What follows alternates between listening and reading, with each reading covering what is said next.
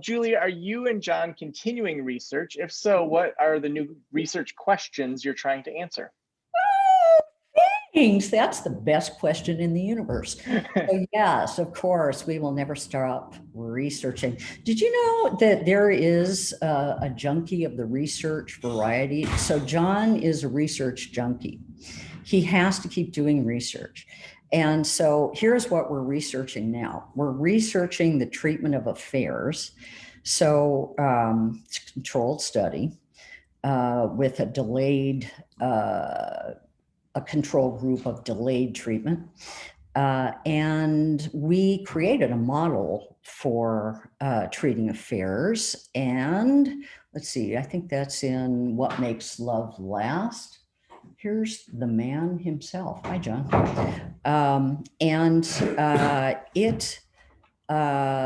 So that model we are researching now. So we are studying the effectiveness of that. We tried to get a replication of our treatment for domestic violence, situational domestic violence in Oregon, but man, we were not able to get it past some of the legal community. There were a bunch of judges and legal people that really loved it and wanted us to do it. There were a few that didn't, because they didn't believe there was such a thing as situational domestic violence, which of course there is. They fought hard, and so we weren't able to get that through, but we'll probably still work on that. Let's see. And we are doing, let's see, Carrie Cole's dissertation research. John, what's Carrie Cole's dissertation research again? She's looking at some of the latest data, right? She's really interested in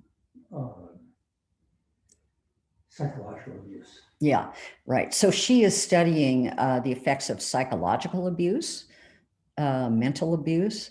And we also just completed a study of 40,000 couples worldwide that are going into therapy. And with our assessment questionnaires that they all took, 40,000 of them, we're just producing some of the results of that now. We've written a couple of papers on that.